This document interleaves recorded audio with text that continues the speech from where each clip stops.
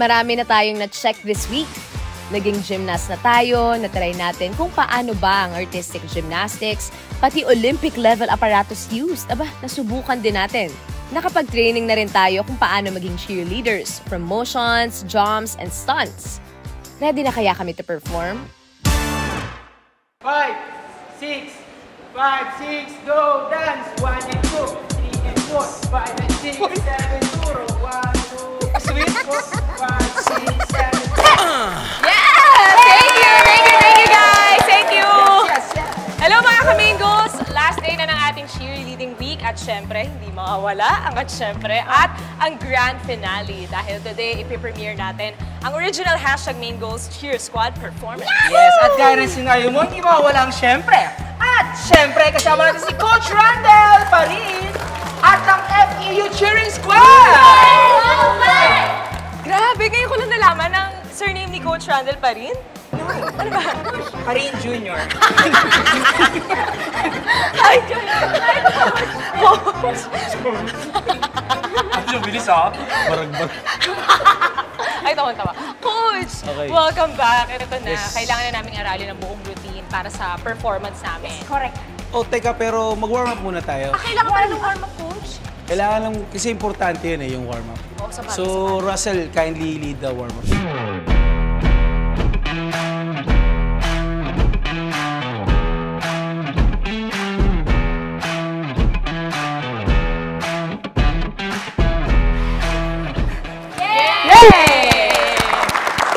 Ituturo na ni Coach kung ano ang gagawin namin sa aming cheerleading routine. 5, 6, 7, 8. Last 2, 3, 4, 5. Di ba po? Di ba po? 2 8s po. After 2 8s. Sinay ko lang, Coach ko, alam mo. Galing! Hindi talaga madali maging cheerleader, no? Siyempre, hindi papayag si Coach hanggat hindi namin napaperfecto. Perfectionist yarn.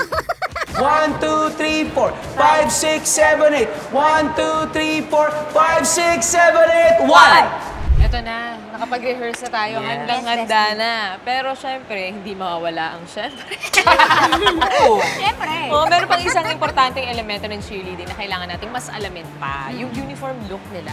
Correct. Coach, bakit ba kapag nanonood kami, parang iisa lang yung itsura nila? Nagmamatter ba yun? Opo, kasi may standard po na length yung skirt. Ay, okay. Tapos, usually dito po, malinis yung itsura ng cheerleader. Nakaban, well-gelled po, opo, nakatali. Sa US po kasi, yung iba po, or lahat po ng cheerleaders doon, hindi po pwedeng walang bow. Lahat po may bow, yung malaking ribbon po dito. Yung typical Sa cheerleading. Philippines po, yung iba nagbo-bow, yung iba po hindi. Lalo na po dahil nga may cheer dance tayo dito. Opo. Pero pag cheerleading, karamihan din ng mga sumasali naka-bow.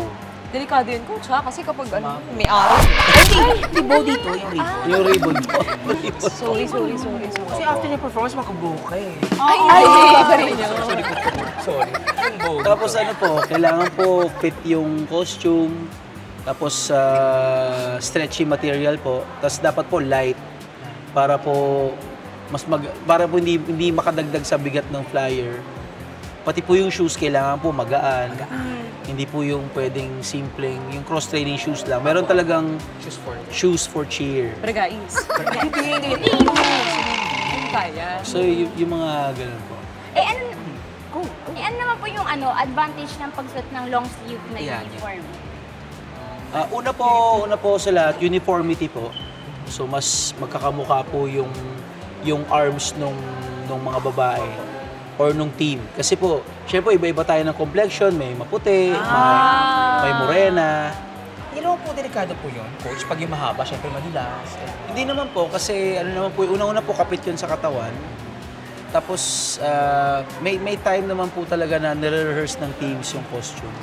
Very important din po yun kasi pag wala po nun, alam nyo na, may ilang po yung babae or yung team kasi yun nga po, hindi nila nagamit, so hindi nila alam kung matatakot sila na baka madulas.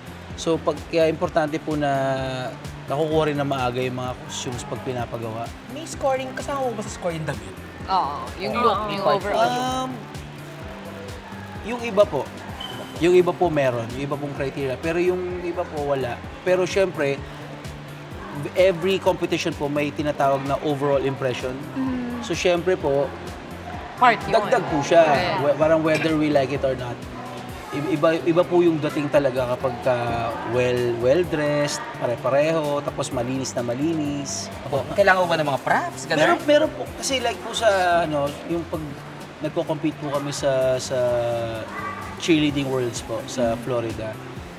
Part po talaga siya nung cheer element. So may pom-poms, may flags, may megaphones. Kasama po siya sa iniiskoran. Tapos dito rin po, kahit po sa anong cheerleading or cheer dance competition po, malaki po talaga yung bearing ng props. Agad po for impression, siyempre po dagdag ganda ng routine. Wow factor. Wow factor po. Coach, hindi namin naitanong kanina, gano'ng katagal na po ba kayong coach ng cheerleading? 20th year ko po ngayon. Nag-start po kayo, sir, as cheerleader din po, cheer dancer? Opo, ng UP Pep Squad. Ay, wow. Drummer po muna. Tapos... Flyer na po yung night. Tinrain po to dance. Tapos yun na po, dire-diretso na. Tapos hanggang sa naging coach po. May friend kami UP Peps ko. Ay, oo. Baka kaya Via Antonio. Opo. Ay, kailan na po si Nag-abot Via? po kami ni Ay, Via. wow. Kasama po namin siya sa show. Opo, hayain nyo na lang po ako sa kanya. Sige pa. Hi, Via. Hi, Via. Shout out. Hi, Via. Pero pagdating po, coach, sa makeup, mabalik tayo. Like yung iba po kasi parang uniform na red lipstick din eh. Opo. Yung iba po kasi, gusto nila fierce looking. Ako naman, personally, gusto ko yung fierce pero may subtlety na, Yes. yung hindi yung sobrang Maliwalas lang. yung nakaka-intimidate Sindak. ng gusto ko. So peace looking. Sophisticated yung look, yung ganun. Yun yung mas trip ko. Hindi yung nag-uumapaw sa Correct. mga... Pero coach, matanong ko lang po, required po ba yung magsuot ng knee pads? Pods? Knee pads? Pods? Pads? Basta yung protection sa knee. Hindi na siguro. Ano po, yung mga ganun po, sinusuot po yun. Kasi usually po, syempre po, hindi po natin maiwasan yung injuries. So yung mga ganun po, sinusuot po para may support po yung knee. Yung iba naman po, sinusuot yun. Kasi kung halimbawa po, marami silang luhod na part. So para hindi rin po strenuous sa knee. At the same time, hindi rin po magpapasa. So, kumbaga, wala naman pong problema kung magsuot po nun. Ito, coach, yung suot ni Angelo. Angelo rin. Russell. Ito, Russell, yung suot mo, para saan yan? Mayroon po kasi akong meniscus oblique tear. Ay, ang lalim. May, may punit po yung...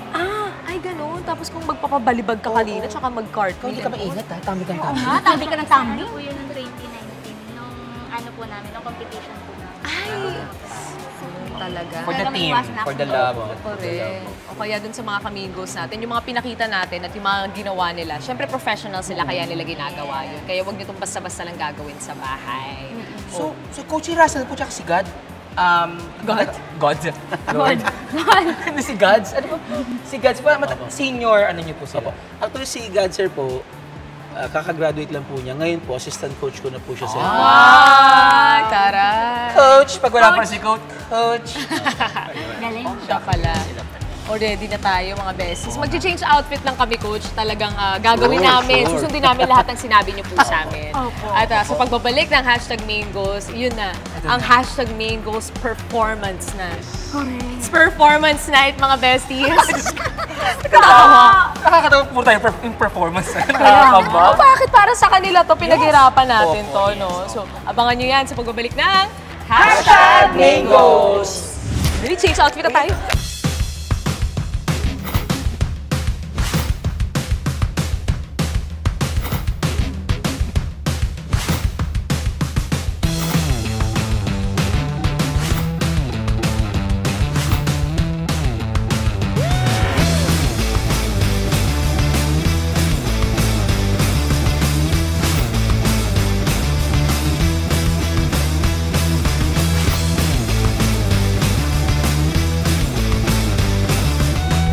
Besties ready? Main cute! Ikaw, Super cute! Besties ready? Super ready! Let's go!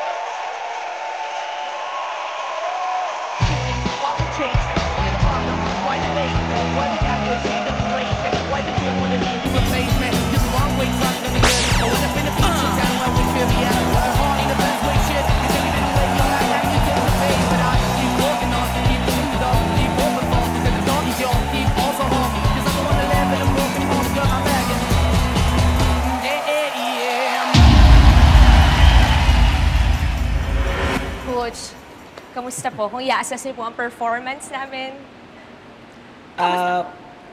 Una sa lahat, I want to commend you, no? Kasi given the short amount of time, very good kayo. Wow! So, si Ma'am Chi, pang flyer talaga yung height mo. Tapos tight ka rin naman. And maganda yung direction ng mga flight mo. Wow. So, very good yun. Si Sir Chami, pang lifter talaga yung build mo eh. So, pwede kang gamitin pang main base, tapos maganda ka rin i-develop mag-single base. Wow! Kasi yung katawan mo maganda. Kumbaga, papalakasin ka na lang. Pero yung build mo maganda na. Okay? Tapos si Miss May, kahit na matangkad siya, natural flyer siya. Wow! Kasi magaling siya tumayo. Eh, hindi lahat magaling tumayo. Yung iba, trained lang, kaya magaling tumayo. Pero siya, natural yung tayo niya. Pamiss you. So, Miss you. maganda talaga yung... Hindi siya takot, number one. Si Ma'am Chi, kita yung konting takot, pero at least nagtitiwala siya na basta sasaluhin niyo ako, coach, ha? Tapos pero si Miss Main, parang NR lang siya. So, Deadpan. maganda yung ano niya, yung coordination niya sa taas. Thank you po, Coach. So, kahit na maiksi lang yung time, very good kayo lahat. So, Yay! Thank you po, Coach!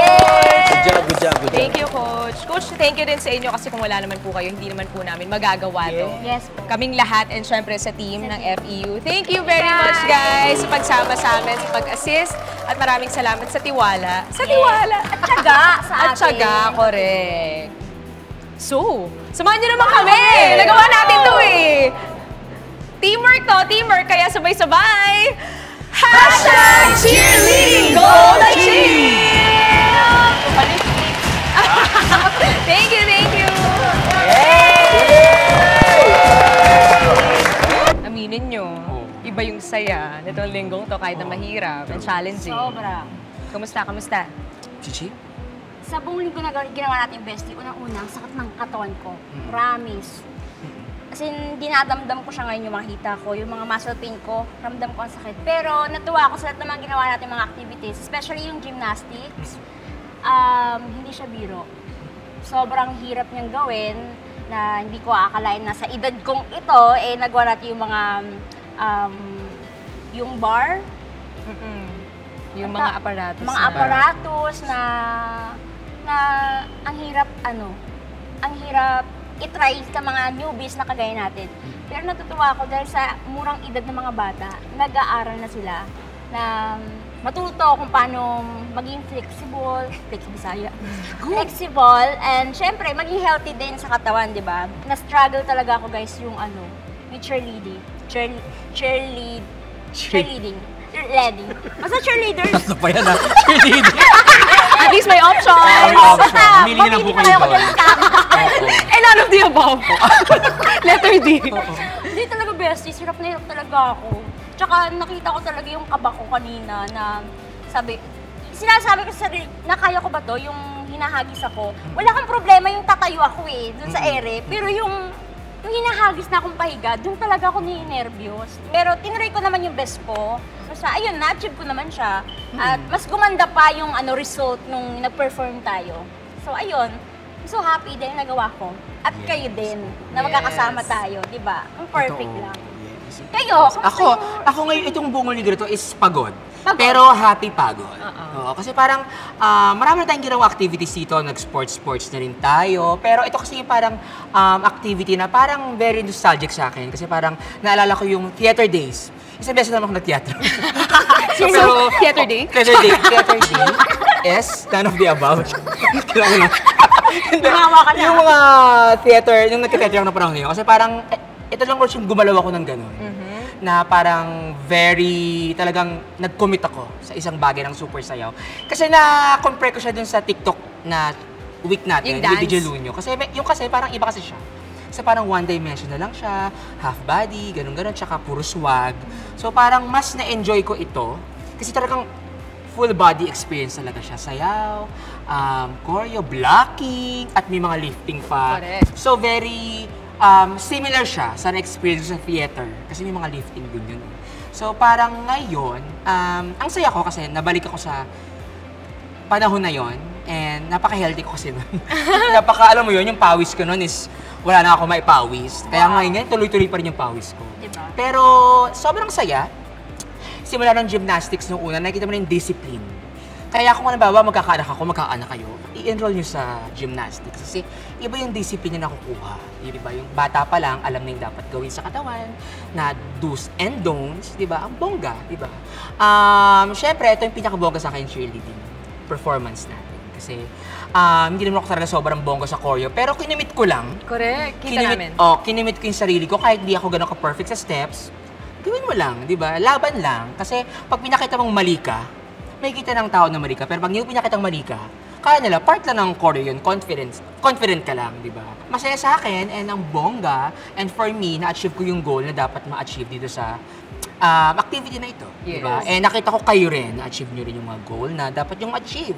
At ikaw, Yes, phenomenal cheerleader. At sobrang nakita namin enjoy na enjoy. My God, ang yaman mo, may brilyante ka sa mata. Oo naman, pinagandaan ko. Una sa lahat, ang saya nung ginawa natin. Ako talagang nag-enjoy ako and feeling ko, nakita nyo naman kasi nagka-translate naman yung sa screen ko ano yung emotions natin when we're doing something. And extra challenging kasi itong ginawa natin ngayong linggo kasi kadalasan parang ang kinakailangan natin, tiwala natin sa sarili. Doon sa mga activities na ginagawa natin before, pero this time parang sumandal tayo sa tiwala natin sa ibang tao. Diba? And yung mga stunts na nagawa natin, lahat from gymnastics to cheerleading, nagawa natin yun dahil hindi lang tayo nagtiwala sa sarili natin, kundi nagtiwala rin tayo dun sa mga nakasama natin, dun sa mga coach natin, sa mga nag-assist sa atin, and sa FEU cheer dancing team, cheering squad, lahat nandun. And feeling ko talaga minsan may mga oras na yun lang yung kailangan natin. Tiwala. Tiwala lang. And mabalikan ko lang yung gymnastics. Sa lahat ng experience natin, sa lahat ng nalaman natin, parang I therefore conclude that gymnastics is the hardest sport there is. Kasi parang yun yung core ng lahat ng sport, di ba? And bukod sa sumasali kang mag-isa, nagpa-perform kang mag-isa, parang yung sarili mo lang kasi yung nilalaban mo. Parang yung skills na na-acquire mo throughout the years, yung kakayahan mo as an athlete, parang yun yung puhunan mo sa every time na sasali ka ng competitions. And alam naman natin na itong gymnastics, hindi lang siya physically challenging, mentally challenging din siya. Diba? Kasi tulad nga na sabi mo, it requires discipline, dedication din, strength of course, physically and mentally, and body awareness na laging nire-remind sa atin. Kaya sobrang nakakahanga yung mga athletes, yung mga gymnasts, kasi alam mo yung they dedicate so much of their time and they sacrifice so much of their life just to be successful in what they do. And feeling ko naman lahat naman tayo makaka-relate doon. Like, lalo na yung sa ibang sports, pero actually sa lahat naman ng professions, parang makaka-relate din tayo doon. Pero iba kasi yung gymnastics parang it's totally different thing kasi it demands a lot more than any other sport. Pero siguro if there's one thing that we can all relate to, yun siguro yung need. Yung need natin and yung importance ng bukod sa balance in life, yung conditioning, both physically and mentally also in our everyday lives. So parang na-realize ko kailangan natin i-train yung sarili natin like to be prepared and to endure stress, pressure, discomfiture, wow. Discomfort lang, no? But discomfort and everything else kasi part naman siya ng buhay, di ba? And just like athletes, parang they all go through that so they could be like stronger and better along the way. So parang ganun din tayo. Yun siguro yung mindset na lang nila, yung athlete-like mindset. So, yun. Sorry, may add lang ako. Kasi di ba parang lifetime of training. Since bata hanggang pagkata. Tapos, yung performance mo na i-judge ka is just 1 minute. Di ba yung lifetime preparation and training, 1 minute or... You only get one chance. One chance to show your performance, di ba? To make a mark, di ba? To leave a mark to everyone. So, ayun, sobrang dami nating realizations ngayong linggong to kasi kahit yung mga nakita natin, na-apply natin din sa buhay natin. So, yun, i-achieve natin na magkaroon tayo ng athlete-like mindset. Yes. Ayun, mga ka-main goals, mga besties!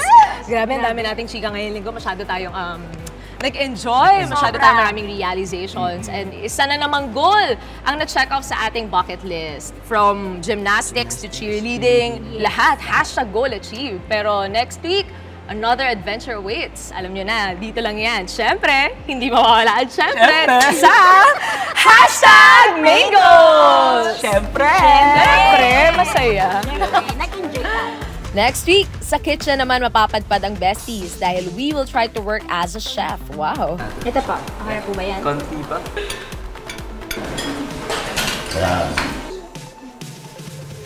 Ganda! Ang ganda, perfect. Alam niyo, pag ito talaga na kumala to sa picture, naku, nanakawin tong design na. Galing galing ng bata. Ako na? Feeling ko gawa ko ng phenomenal plating. Parang rin yung pag parang barbarian. Bulubundukin. Hindi pala kayang itawid. Wow! Ibang profession naman to, kaya samahan nyo kami as we achieve another goal next week dito sa #Mingles.